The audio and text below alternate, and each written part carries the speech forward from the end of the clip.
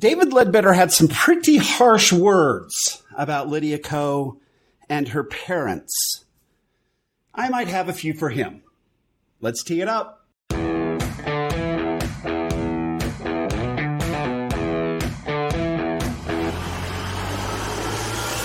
Welcome to Data Access Golf, your home for rapid golf improvement.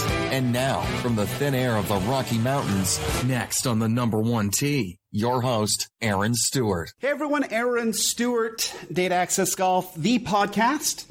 Thanks for joining me today. I greatly appreciate it. Always fun to chat golf on a daily basis, usually on a daily basis. Had a good experience this morning with family, and so I'm in a pretty good mood.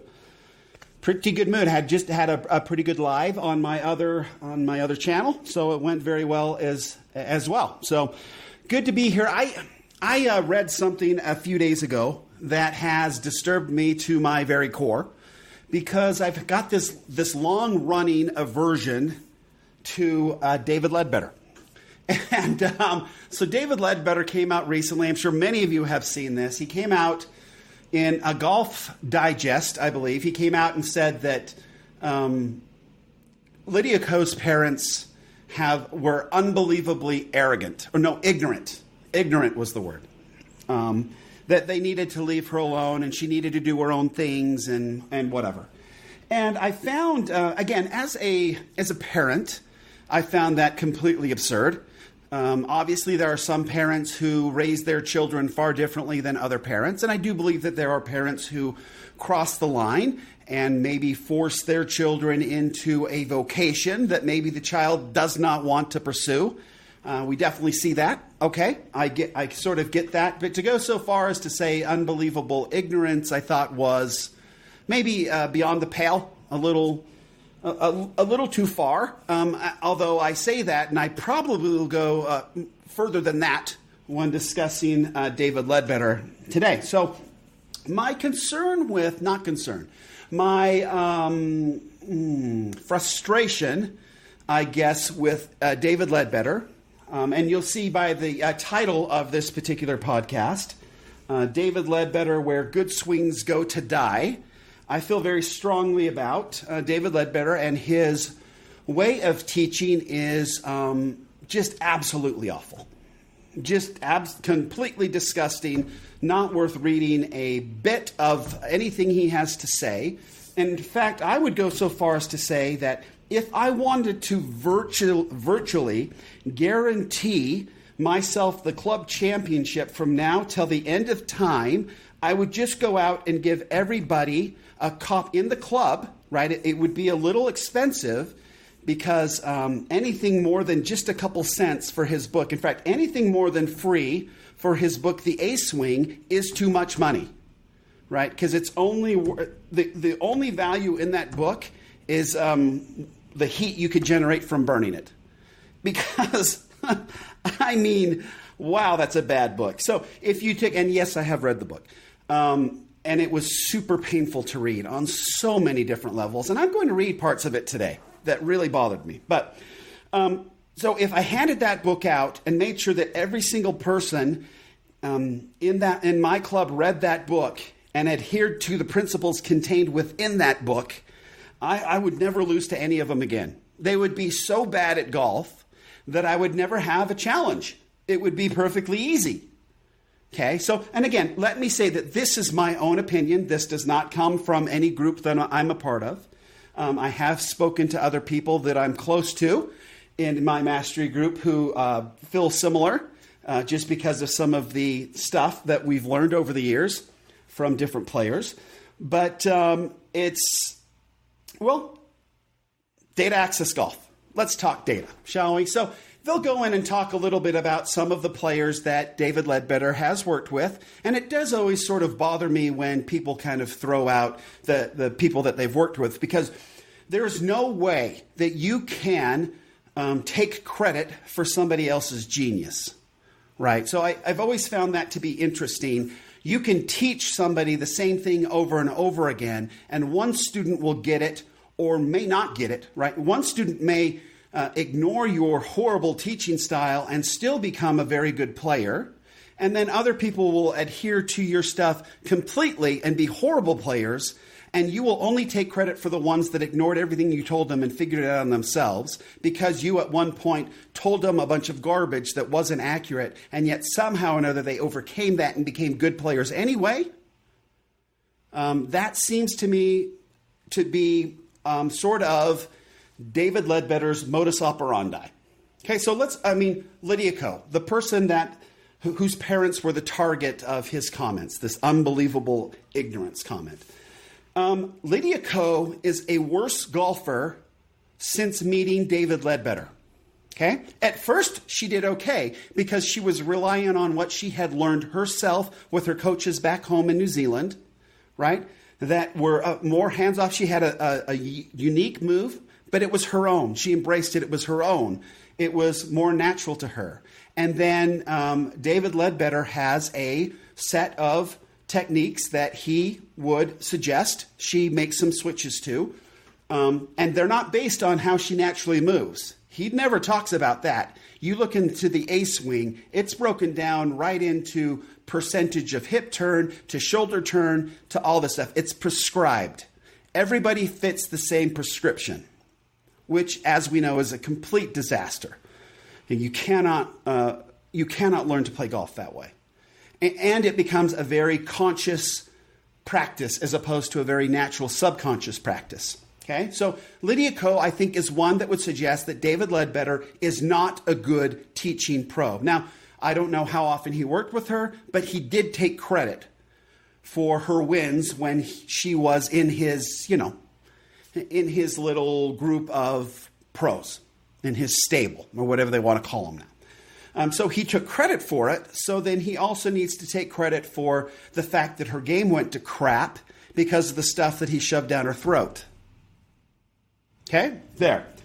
I said it. Another example, and one that I absolutely have enjoyed Michelle Wee's career. And I've talked previously that we had an exchange back probably 5-6 years ago about my daughter and her golf and coming to see her, and we'd won some sort of a raffle or whatever. And she was nothing but absolutely a wonderful person to interact with. But and which probably makes me more angry, is in that I cannot understand why in the world Michelle Wee has stayed with David Leadbetter all this time. I mean, right? That is the definition of insanity. And bless her. I think she's wonderful. I just don't know. I don't know who's influencing her. I don't know what's going on there. But David Leadbetter, she should run as far and as fast as she possibly can away from this man and find a coach that her natural ability is, you watch her swing when she was before she got Leadbettered, and it's extraordinary. Her movement is natural and beautiful and flowing. Her tempo is perfect. And then you see the kinds of swings that she's been doing since working with him. And honestly, you've seen her jump from swing to swing to swing to swing. I think she's just trying to figure out something that will work because she's implemented something that David Leadbetter told her to do, and it didn't work. So she, in her brilliance, is trying to find something else that she can tap into to get it to work. I would venture to say that without David Leadbetter, Michelle Wee probably has 10 majors. I'm just throwing it out there. Her talent was unbelievable, undeniable, as was Lydia Ko's. So where is it now? Okay. Another person who I know, who I've played golf with, who is a local person, who is ranked quite high on the PGA Tour, known to be a very long ball, known to hit the ball a long way. He now has a local coach. Since getting away from Leadbetter, and he was quite proficient and quite naturally gifted when he turned pro, and sadly for him, went to David Leadbetter off the get-go. And it about killed his game. He completely disappeared. We thought that he was going to go through the roof instantly, and it's taken him a very, very long time to break through and be very consistent on the PGA Tour. And no, I'm not going to name his name. I don't have his permission to. And I do know more information because he is local than I would normally have, say, on like a Lydia Ko and a Michelle Wee. I only have information that I've read, and by looking at the data of what they've been able to do with David Ledbetter. Since coming on with David Ledbetter, it seems to take a while for David Ledbetter to beat out all of the natural talent that you have and all the natural ability that you have in your golf swing, but eventually he does it. He's very successful at making very good golfers very bad golfers. So whatever he's doing, if that's his goal, he's 100%er. He's going 110%. But it's been a disaster. Lydia Ko has been a disaster. Yes, she's changed caddies. She's changed a lot of different things. She's changed equipment. But arguably, I think it goes back to David Ledbetter. If you're going to take credit for her victories, then you've got to take credit for all the bad stuff too.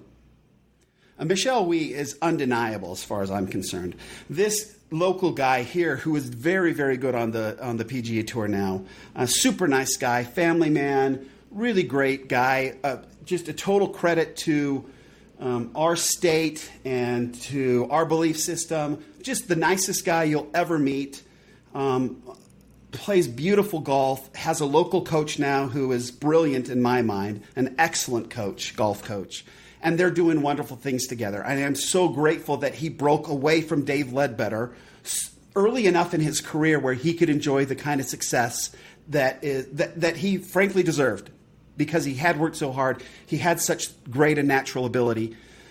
So I'm grateful for him. But those are just three examples. I think that we could go into it more. I've heard a lot of people talk about how he ruined Nick Price's swing. Ernie Els went back and forth with him. And that this guy just is not great. So if I had the choice of never playing golf again or playing golf like David Ledbetter told me to play golf, I would never play golf again.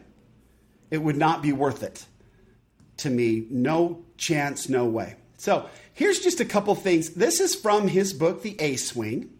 And I want you to try to make some sense out of this. And try to think. Now, we've talked about here on Data Access Golf about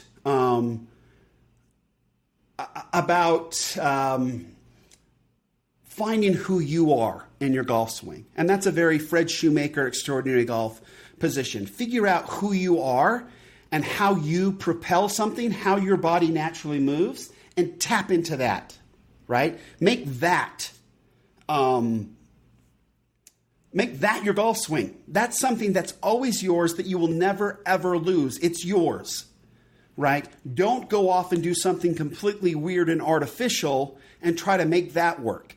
That's like going to swinging in an unnatural, crazy way is like going to Japan to get a college degree when you don't speak Japanese. First, you've got to speak Japanese. It's your then second language. It's not your natural language.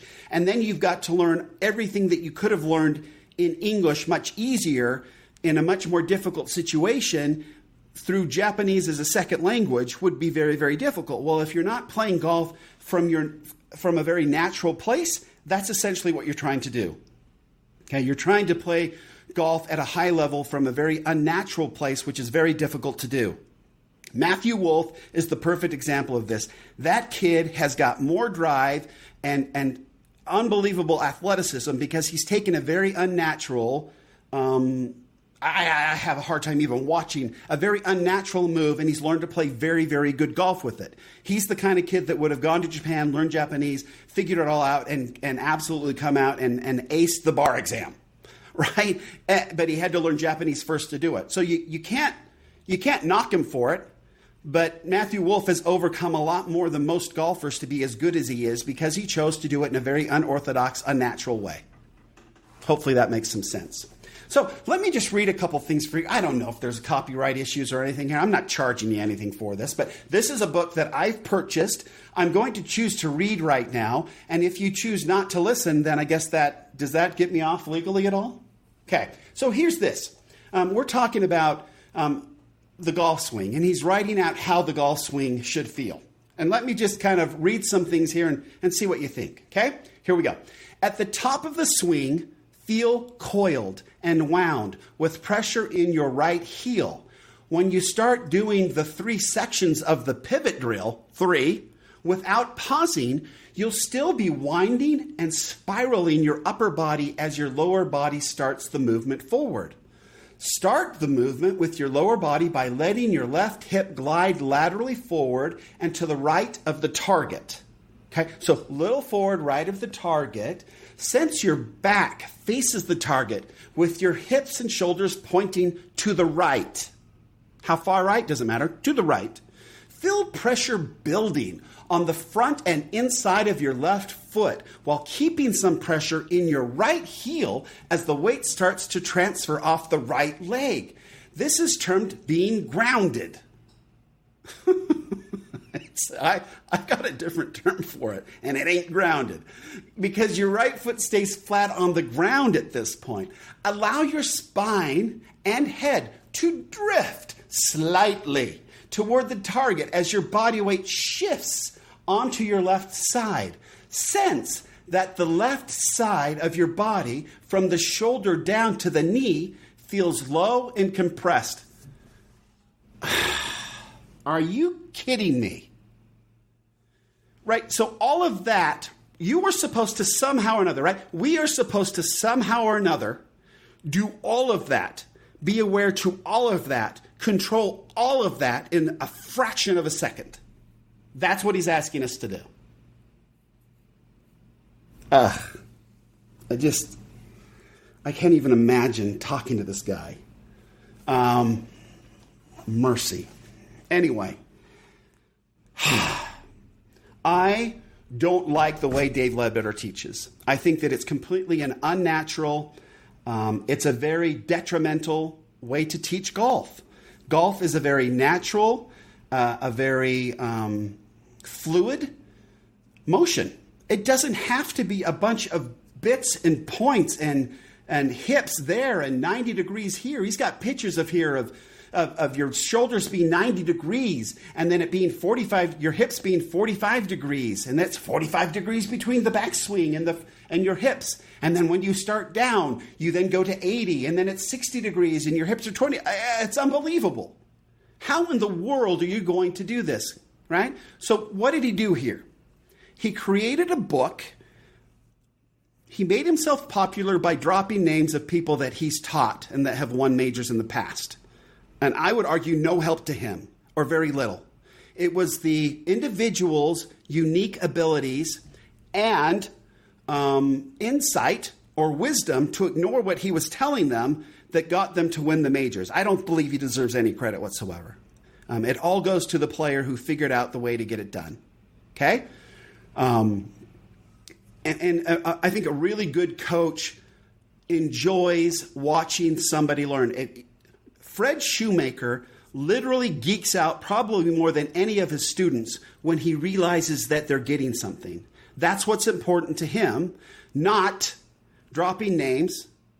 And I guess the thing that bothers me with this book is, one, this book will not help anybody be a better golfer. There's just no way. I mean, to be a naturally good golfer, this one isn't going to do it. It's going to make you a very conscious, mixed up, completely crazy golfer, because you cannot implement all of these things that he's telling you to do within a fraction of a second.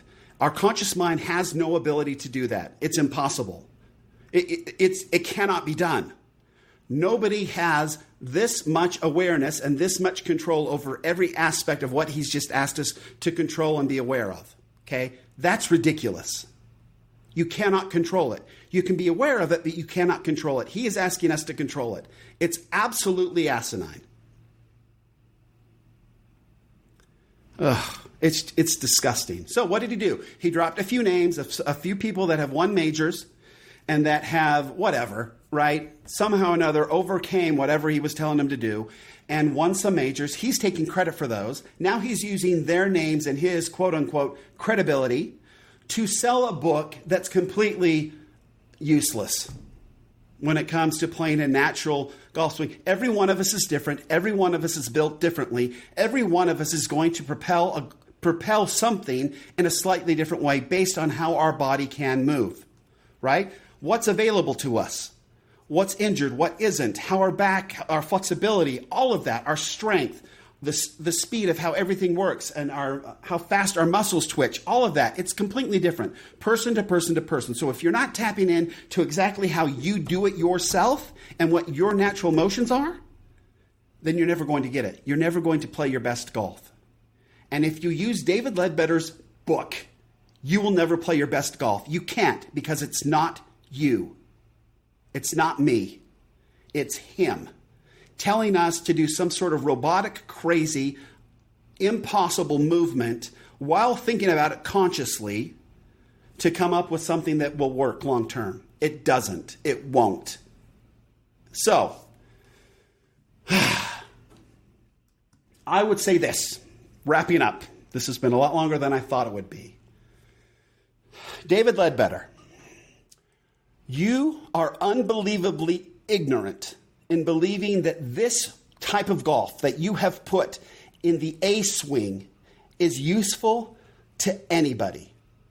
The word ignorance, my friend, is yours and your knowledge of the golf swing.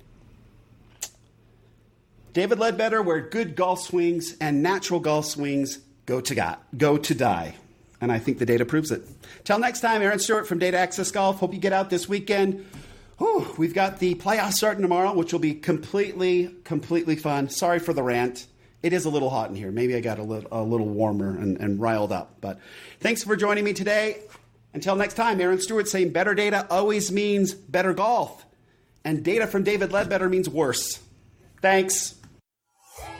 Thanks for listening to Data Access Golf with Aaron Stewart. Check us out online at dataaccessgolf.com, and we'll see you on the next episode.